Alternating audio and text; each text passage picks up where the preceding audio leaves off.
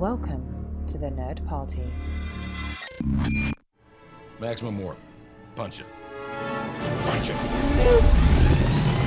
Punch it, Bishop! Punch it. Punch that shit! Let's punch it.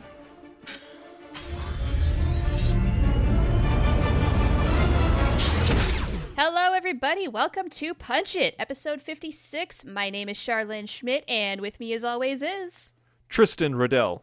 Tristan. Happy New Year! Happy New Year. It is 2018. It is, as of the time we are recording this. Did you have good holidays? I had a fantastic holiday. It was no crazy, low stress, and lots of good food, lots of good family, lots of good time. I think this might be my first Trek-less Christmas. Oh, say what? Yeah, I think... Oh, wait, no. Baby Ripley got a teddy bear that was dressed like Bones. Oh, nice. Okay, good, good. I take it back. But this is... Okay, so this is the first Christmas that I have ever not gotten something Star Trek related. And I think that's a sign of getting older. Oh, come to think of it, I don't think I did either. Wow. Oh, that's not right. We've got to fix that.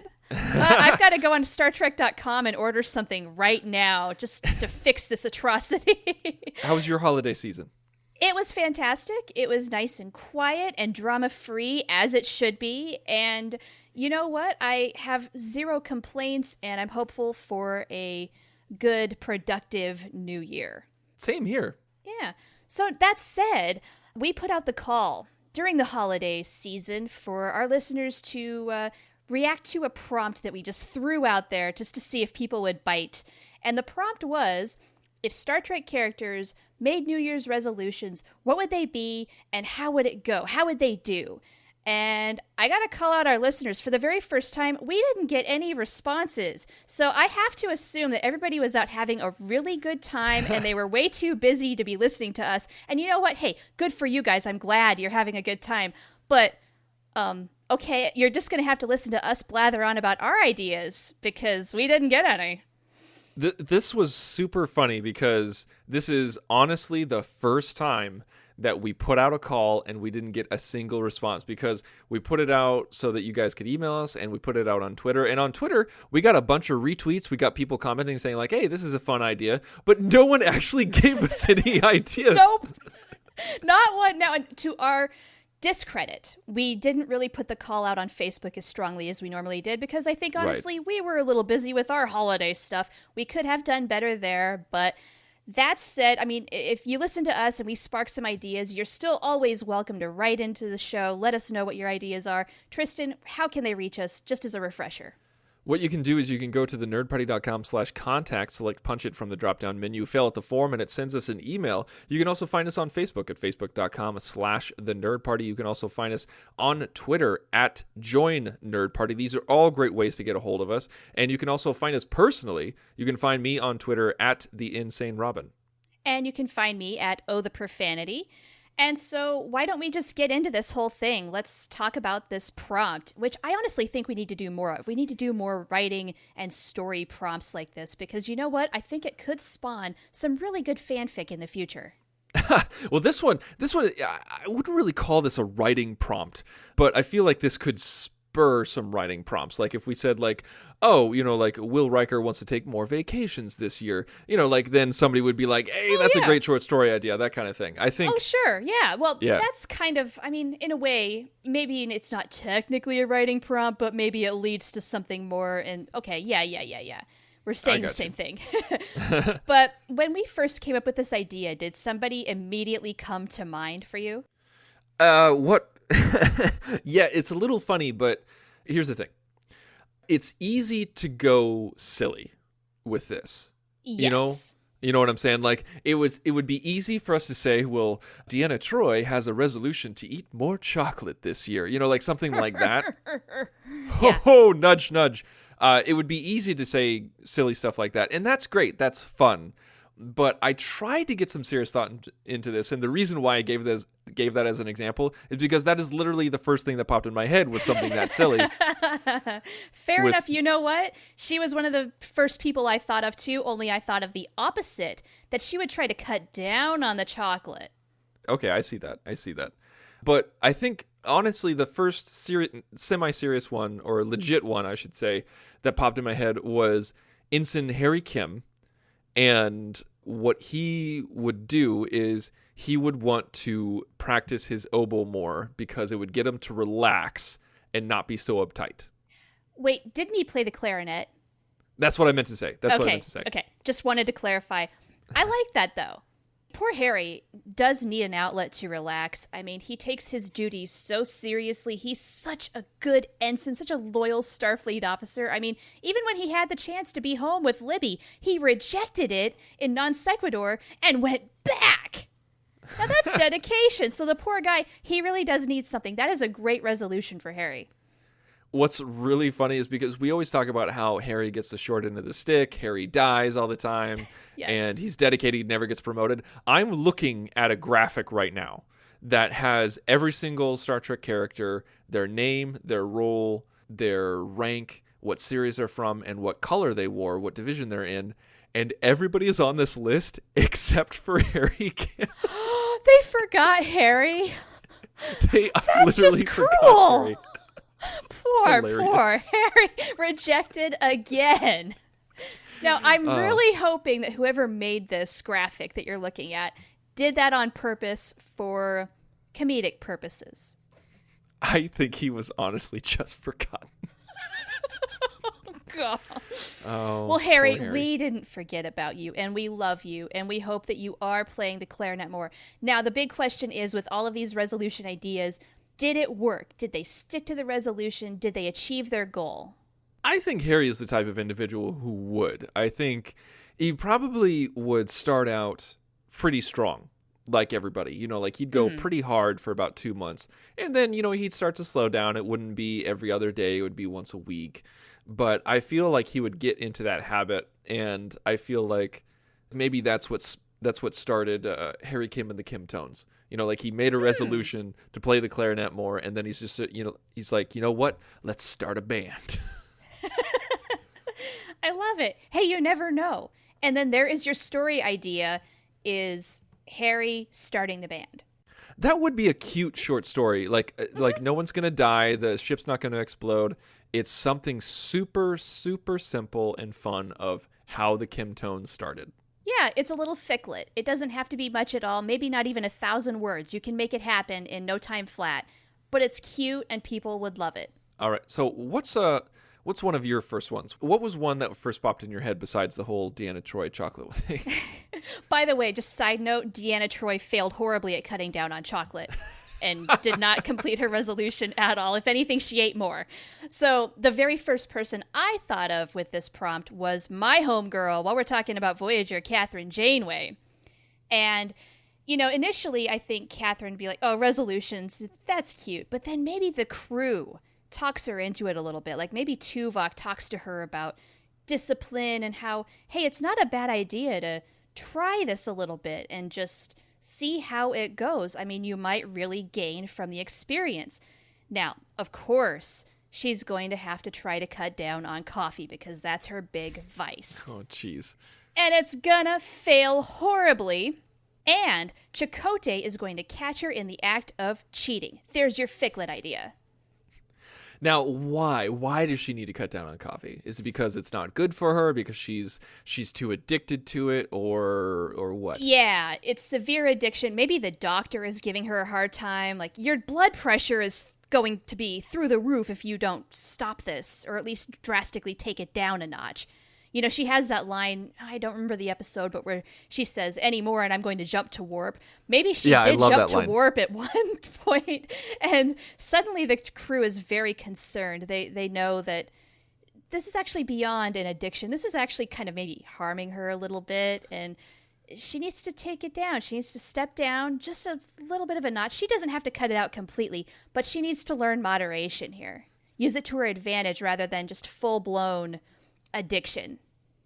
I would have loved to have seen the Doctor and Janeway have a conversation. I can't remember the episode, but it's the episode where he ordered her to relax, or like when he was like rubbing her back, like giving her a massage and everything like that, saying that she had hypertension, that she needed to calm down and everything like that. I would have loved it if he said, he's like, maybe you could just start by cutting down your consumption of coffee. And then she just gives him a death stare and he goes, okay, never mind then.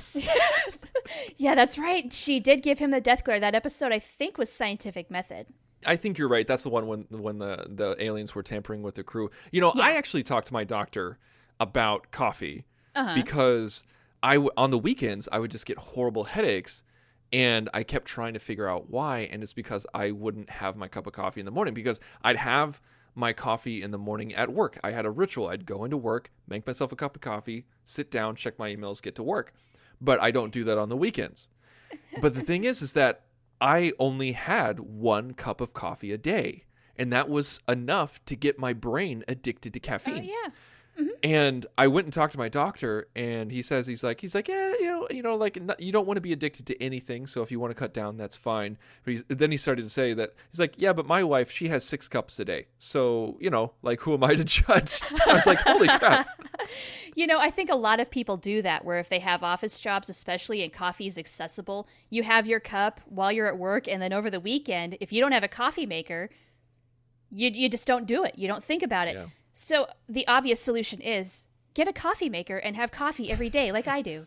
Obviously, that is clearly the healthy solution, and that's what Janeway would say. Yeah. Yes, exactly. And I'm honestly surprised Catherine doesn't have a replicator like right by the bed. So first thing in the morning, she can just reach across after she wakes up and swig a cup.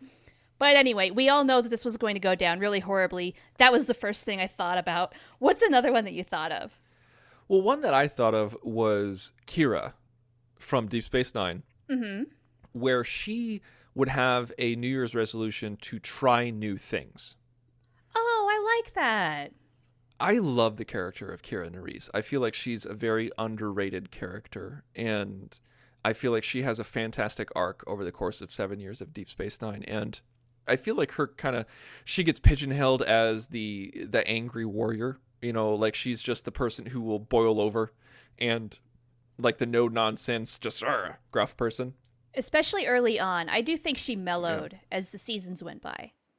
Very much so. But I remember at the beginning of season 4 in Way of the Warrior, when Dax was trying to get Kira to relax, like go to a spa and like, have some fun with the holographic guys and everything like that. And she's like, these people aren't real. None of this is real. Why would I waste my time? This is ridiculous. And this was a woman who was very scarred from her childhood. But you did, as you mentioned, you see her mellow as time goes on, and you see her actually go play medieval times, like with Knights of the Round Table. You see her do that. And I always loved seeing that. And I wanted to see more of it. And I think I want to see her have this resolution before she goes and gets into a relationship with Odo. And then I kind of want to see her carry that on once she's in a relationship with Odo to get him to try new things so that they do it together. Oh, I love it. Yeah, because I was thinking, honestly, like doing this with Odo would be great growth for both of them. Yeah. Because of the two of them, he's definitely the much more stodgy person. But if you have Kira alone, she's the one who's kind of stuck in her ways. But, you have some history behind it, and she moves forward a little bit, and she can push Odo forward a little bit. So that's just something that popped in my head. Oh, I love it. Yeah, she gets the ball rolling and realizes, hey, there's something to appreciate with any experience, whether you genuinely like it or not. And then she can help Odo kind of see the light because, he's a little rigid, but he would do it for her and then maybe come around and see the same things that she does. Right. Oh, that's so cool. That's a really good one. I love that. Well, interestingly enough, while we're talking about Deep Space Nine, the person who popped into my brain on Deep Space Nine was Jadzia. Okay. And I thought it would be interesting to see what all the different hosts would think of for resolutions and if they were even buying into the idea or not, like this massive argument in her head. Because, say that there's there's a little round table meeting of people off duty in Quarks and they're talking about this custom of New Year's resolutions that people did or maybe used to do on Earth. And so people make various resolutions. And for Jadzia, she kind of has maybe like a little live reading of what her hosts are saying at the same time. Like, maybe somebody is saying, "This is ridiculous." Tobin is saying, "Oh, I'm not sure." And meanwhile, Jadzia thinks, "Hey, you know what? This could be a lot of fun." And she embraces the idea. But I would love to go through that little dialogue of all of her hosts. What would Curzon do? What would Duran do? And that would be kind of an interesting little character study with a little twist, because she's the only person with, 9 people stuck in her belly? Oh, I can't remember. It's it's a lot. Yeah, it was not. Yeah, joint 9 official hosts. That's what it was. There we go. And 2018 is the year that the Dax symbiont is born. I was gonna mention that. You ruined it for me. Sorry. I totally wanted to be the person who swooped in and said, "By the way," but yeah, how cool is that? So like 2018 in the 90s, like we had the eugenics wars, but now we're in like the 2018 realm where it's good stuff, like the Dax is born. Yeah, we're in a nice little sweet spot right now with Dax. But then we have 2024 on Earth to look forward to, which I'm not excited about. So, yin and yang. That's true. And also, this is the year where in Space Seed, in the original series, they said that advancements in sublight propulsion technology made sleeper ships obsolete. Ah, okay. So this is a big year. We are way behind the times. So we got a year to catch up with... Seriously. Wow. Yeah. So what is another one that you thought of? Oh, geez. There were so many that came to mind. Like, some were silly, some were ridiculous, and some were just too on the nose. Like, one thing that came... This isn't the one that I'm going to give as an answer, but one that I came to mind was Picard, like, spending more time with kids, or, like, getting to know the children on the ship a little bit more. I don't know if something's there. I don't know. It's just like when I first thought of it, I was like, that's silly, because I don't want it to just be like, oh, like whatever their worst trait is, that's what they work on, like, because that people are not that honest with themselves when they do New Year's resolutions. But I think one thing that I kept going towards was the Doctor from Voyager. Oh, okay. I felt like this is a guy who might embrace that kind of silly tradition of resolutions, where if this was early on, like early Doctor, maybe he tried to create a resolution that made him a little bit more understanding of his patients, like work on his bedside manner. Okay. Where whether this is a resolution where he would work on it physically, or he just said, he's like, okay, starting January 1st, I'll start fiddling with my program so that I have a better bedside manner. I don't know. That's something that came to mind. I didn't think at all about the Doctor. I did think about Jean-Luc Picard, and I thought he would have a very reasonable and calm and subtle approach to a New Year's resolution if he was going to do one at all. And so what I came up with for him was that he would try to play his flute a little more. Oh, yeah, okay. Yeah, that little flute he got from Inner Light. Get better at it. Master the skill. Because maybe he's gone off the wayside a little bit. I mean, he played a little bit in the turbo lift and all that. But you know what? Time is short, and you just don't know. You have to maximize your efficiency sometimes to really get things done. And he's put this off and put this off. And he sees things like Data painting and whatnot. And he thinks, I really should enjoy this more because I really do love it. So he does. Now, he doesn't make a high-achieving goal for himself. It's not like he has to do it every day. But once a week, at least, he brings it out. He plays for at least 15 minutes. And that is enough to help him advance. Well, in the episode Lessons, I mean, we do see him try to play more, and then he gets a partner to play with. So I think this is... and so I feel like that could have been what caused him to... For us to see that in Lessons could have been a New Year's resolution. We don't know. Maybe. Yeah. Now, the thing is, does he abandon it once the whole thing with Lieutenant Darren falls apart? I think that's very possible. I think that is something that we could see, where she helped revitalize that part of him, and once she was gone, it was too painful, That's kind of what I was thinking too. Yeah. But then again, he lived an entire life, and everybody he knew in that fake life that happened is dead and never really happened. And so if he could mourn the passing of his children and his wife and still play, maybe he could mourn the passing of his girlfriend getting reassigned.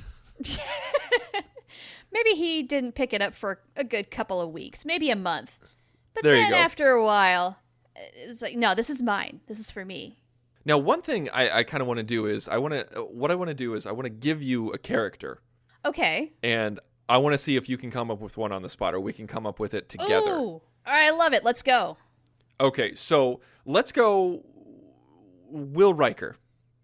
Will Riker, what is he going to do? His New Year's resolution is to master Nightbird. That song he could not play. We're getting a lot of musical themed We are. resolutions here. Well, I think mastery and skills is a big part of resolutions. It's either quitting bad habits or getting better at something. What popped into my head was start committing more to a relationship. Oh, like do you or don't you with Deanna? Well, not so much Deanna, but okay, so I hate the idea that Riker is just like a womanizer. He's just all he's interested is chasing the proverbial skirt. Like, I don't like that because it boils down the character to something that I don't think is fair. Because like with Kirk, like Kirk is the ladies' man, and everyone thinks that he just kisses everything that moves. But really, when you look at the show, that was very much inflated. Yeah, it's not quite like that when you really look at it. I feel like Will Riker is kind of the same way. Right? It's just, I think what it is with Kirk and with Riker is that they have healthy libidos and they date, they have sex lives. And by comparison to everybody else on the show, they look like sex-crazed people, but really they're just living their lives. Yeah, I feel like maybe in a way they're more like people who are not in committed relationships. I mean, serial daters, or you have a fling once in a while. Is there anything really wrong with that? No, not really, as long as both parties are into it. So what I'm saying, with working with and against that trope and that stereotype of Riker, I would want to see him try to have a resolution where he would give a woman or a relationship more than just one date, or more than just a couple of dates, or more than just a fling. Like, he's like, okay, I'm going to try a relationship out. I'm not just going to date. I'm going to try a relationship. Instead of just taking a girl to the Arboretum, maybe I take her to the Arboretum, and then a couple days later, I take her to the movies. Like something like that. And because he seems like the type of guy who just, like, hey, let's hang out. Let's just hang out, and then he moves on to the next person. Right, yeah, like whatever happens, happens. He's totally willing to just kind of go with the flow, maybe a little too much. Now, does he stick to this? Does it actually work? Nah, I don't think so. I think he gave it a good year and like, nah. I still have a thing for Deanna, and I'm not that, I can't really commit to anybody else. I think that's the thing. I don't even give it a year. I give it a couple of months, maybe 4 months max, where he just, that's the thing that stops him. He's just like, you know what? If I can't have Deanna, if I can't commit fully to Deanna, then what's the point? Yeah. Okay, I've got one for you. Mm-hmm. Tuvok. Oh, geez. That's a hard one. I'm going to give you a non-answer, but I think it's a genuine answer. I don't think he has one. I think this is the character that says, no, thank you. That's ridiculous. I continually work on myself, and that's what I do. I totally agree, which is why I threw this one at you, because I think Vulcans, by and large, whether it's T'Pol or Tuvok or Spock, resolutions are not logical. There's no point to starting, like, just trying to change your life because a date turns on the calendar. Just do it now. Here is a wicked curveball. Ooh, gimme. Malcolm Reed. Ooh. Oh, that's a tough one. Yow. Okay. The one thing I think I can think of on the spot is to maybe be a little more open with people. Okay. I can see that. Be a little more open, be a little more personable, including himself a little more in the off-duty happenings with ship and crew. Get to know them a little better. It doesn't have to be all business all the time. I think that's great. I think that's bravo to you, like right off the top of your head. Thanks. I think that's totally something that would happen, especially after the episode. I think it's called, is it Enterprise Squared? Or E Squared or something like that, where we see an alternate future Enterprise that's like 90 years in the future, not 90 years, or I don't know, something. It's, they got flung into the past 100 years, or maybe more, and then they hung out for a little bit, and then they actually caught up with present day Enterprise, and so we had two Enterprises, and so everybody was checking out their history, and Malcolm Reed checked out his history, and he died a bachelor, and that really upset him. Yeah, there's those feelings there trying to kind of boiling over a little bit. He needs to take steps to change that, make it happen, Captain. Yeah. All right. How about Pavel Chekhov? Which one? Oh, that's true. We have Kelvinverse and we have Prime Universe. How about Kelvinverse? Kelvinverse. I think we got to see a little bit more of the CAD in Beyond of Chekhov, which I thought was pretty interesting to see. Like we see him get thrown out of an ensign's room, and like she throws a shirt at him, so clearly something was going on. And then like we see him check out Jayla a couple of times when she's not looking. We see him hit on an alien at the end of the movie. So this guy is clearly, he has game. He wants to have a relationship. Or at least flirt with the ladies, if nothing else. Yeah, I was going to say, I don't know if we can say specifically relationship. Well, okay. He wants to successfully flirt with the ladies. There you go. Bam. I think with Chekhov, because we got to see that side of him, I feel like even though we saw that human side of him, we saw how crazy smart Kelvin versus Chekhov was. I could see him focusing on learning something new. Or, okay, how about this? Is that in Star Trek Into Darkness, this was a stupid-ass plot line, but they made Chekhov the interim chief engineer. Yeah. That was ridiculous. So what if, like something good came from that, where he realized he was so far out of his depth when he was the interim chief engineer that kind of scared him, where his entire life he's been perfect at everything. Everything he attempted, he was able to succeed, but he actually struggled in engineering. And so after that, he came up with a New Year's resolution where he's like, I'm going to learn as much as I can about engineering or main engineering or about the engines, just to make sure that I am as proficient as possible. So if something happens again, I can stand up and not shake in my boots. I like that. I could totally see him doing that. And I think he would be successful because he is a super genius. I mean, I think academically, he can learn anything. Mm-hmm. Now, honestly, I think maybe it's the emotional intelligence that maybe this Pavel needs to work on a little bit, where he realizes, okay, I'm wicked smart. I can put, facts in my head, and I can do this and that. I can operate the ship just fine. I'm great at what I do. But, in terms of interpersonal relationships, I maybe have some things to work on. And maybe I could see him also maybe wanting to improve on that. Maybe so he has more successful relationships and skills with the ladies or what have you. Mm-hmm. But I like your idea too. So what about Geordi LaForge? Geordi. I think Geordi would take a lot of time to contemplate what his New Year's resolution would be if he were to do one. Because I think Geordi would kind of blow it off at first, like, oh, that's kind of a silly idea. But then he starts thinking about it. And he starts thinking about things that he can improve. Now, what exactly he can improve besides better relations with the ladies? Because he has a horrible dating life. Yeah, but that never improves. I think that's just a lost cause. That unfortunately is just the way Geordi is. I think instead of pursuing relationships or maybe trying to do something to be better at pursuing relationships, Geordi is just going to embrace being himself. And if something does happen where he does get into a relationship, say with Leah Brahms or what have you, it happens. But you know what? He is going to work on letting that go and letting things happen naturally, because the harder he tries, the harder he falls.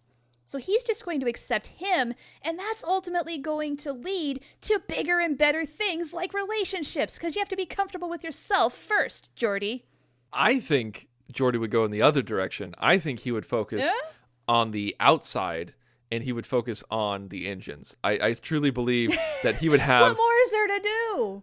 I think he would have a New Year's resolution where he's like, I'm going to get the engine efficiency up to 106% this year. That is what I'm going to do. And I think he is that big of a nerd that he would devote his entire year to making that happen. I really do. I mean, I can totally see that happening too, but like he and Data are constantly doctoring the warp core all the time as it is. I mean, is he just going to scale it up? as a resolution? Yeah. Okay. He makes it a goal. All right, and he succeeds because he's doing it anyway. So, okay, how about this? We're reaching the half an hour mark here. How about we go through the captains, the remaining captains, and talk about them and their New Year's resolutions? Okay. We talked a little bit about Picard because you talked about him playing his flute a little bit more. I jokingly talked about him getting to know kids a little bit better. In retrospect, I think that might be not a bad idea. And we talked about Janeway cutting down the coffee. So let's go ahead and start at the top. Let's start with Captain Kirk. Since we focused on Kelvin Chekhov, let's focus on Prime Kirk here. Okay, what Prime do you think Kirk.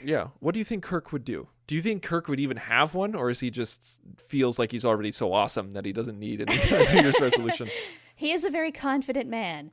I think it would be something fairly superficial just to say that he would do it because Bones talked him into it. Okay.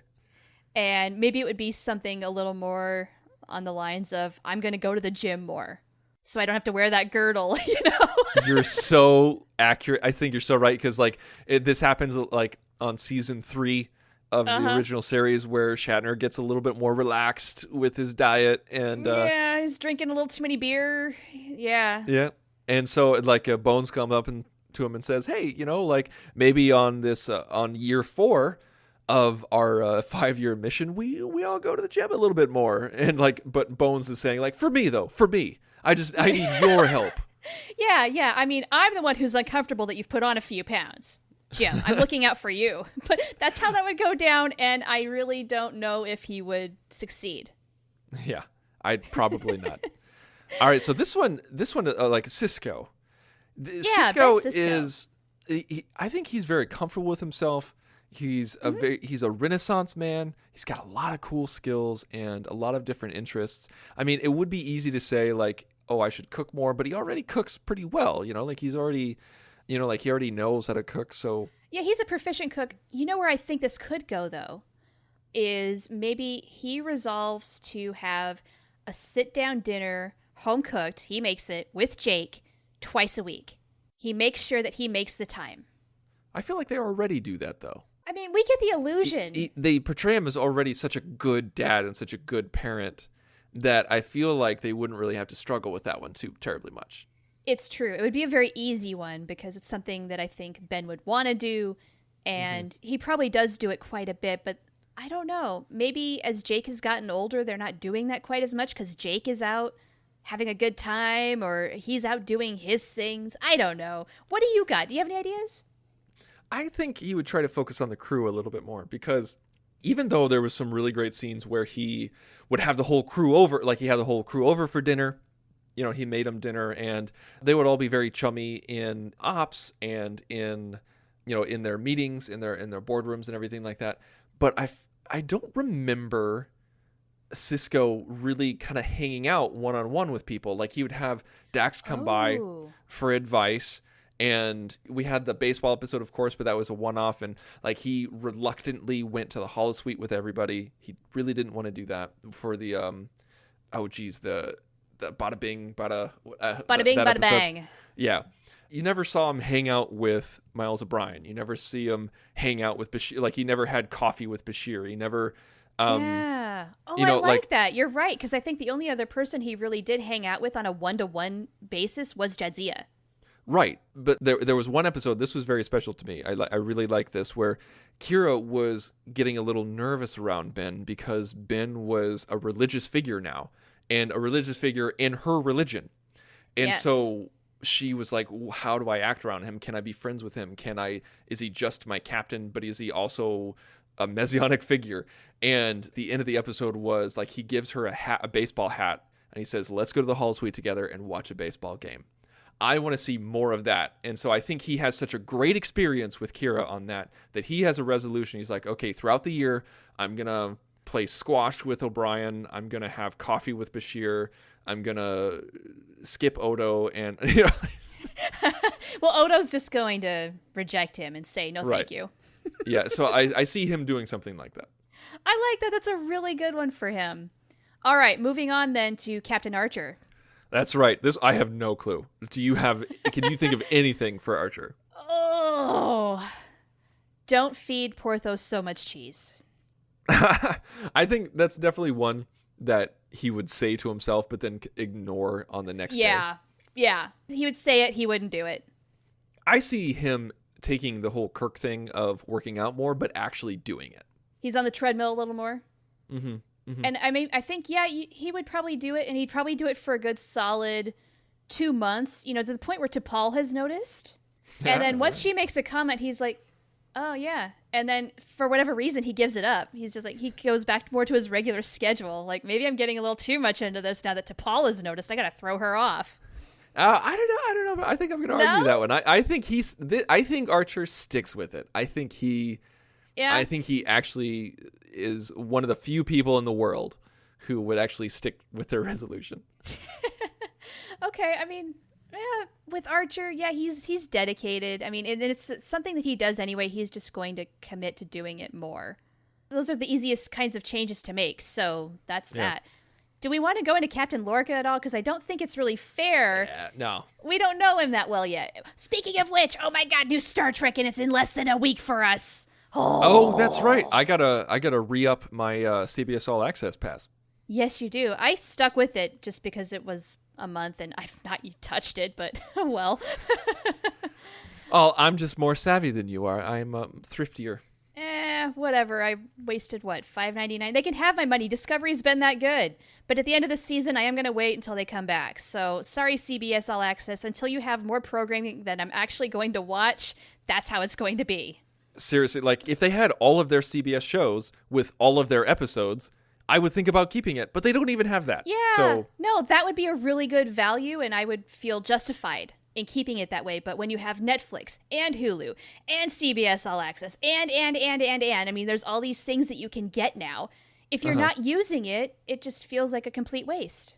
It's true. It's true. All right. Well, thank you, everybody, for listening. And please let us know if you have anybody, if you have any ideas of what characters would have resolutions. Now is your second chance to let us know. Write us via email or on social media. We talked about that at the top of the show. Just for everything, go to thenerdparty.com for all of our back episodes, as well as all of our other shows. We have a brand new show that's right on the scene. It's a Doctor Who show. It's called Time and Space, a Doctor Who podcast, and it is hosted by our own Philip Gilfus and his wife, Jessica Nunn, and it is a great show. And it is fun, and it's just in time for the regeneration of Doctor Who and a female Doctor Who. So everyone should check it out. Subscribe. Go to thenerdparty.com. Check it out. And also, if you like what we're doing, if you like the show, if you like Punch It, please take some time. It's just a couple of minutes of your time, not even. Go to iTunes. Give us a review. If you give us a 5-star review, we'll mention you on the show. Now, Char, what are we going to do next week? Next week, we are going to reprise the topic that we came up with before the holidays hit us and sent everything into chaos. And we're going to talk a little bit about the captains and how the actors influenced the captains that they portrayed or not.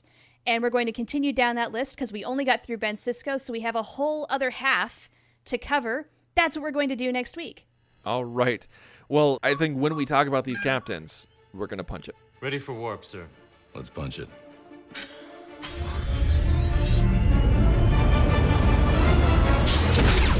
Join the revolution. Join the Nerd Party.